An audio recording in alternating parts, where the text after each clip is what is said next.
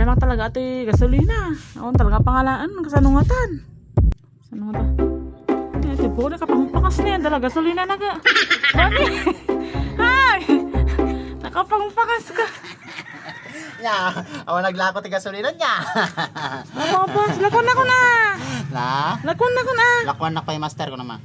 Master, lakon naman master. Please ko naman. Please. Lautot-uton ang aminin. Please master, lakuan na ko Please na. master, lakon ako na. Basta, good. O, gata, sang ribo may isa. Ano mo na kangin-ngina mo. Okay, di madin. Lakaran! Umanin, no choice na kon. Grabe. Ano alam?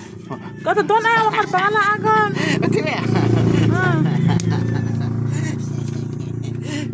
Talatan, talatan. Alay, tidamdaman. Alam ko damdaman. Logo ka talaga ah. Sige. Ginatan ko lang 800 data.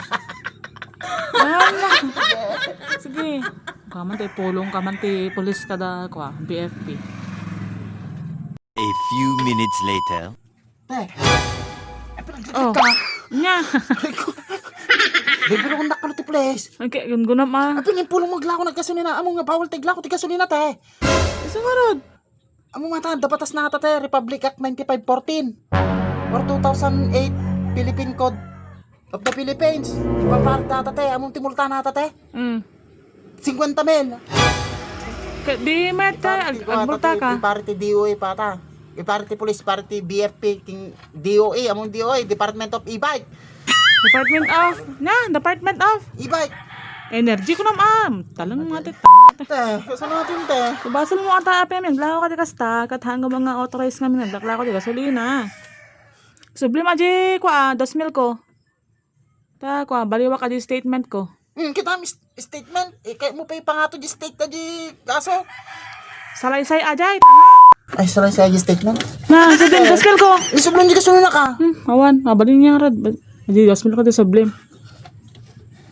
Na!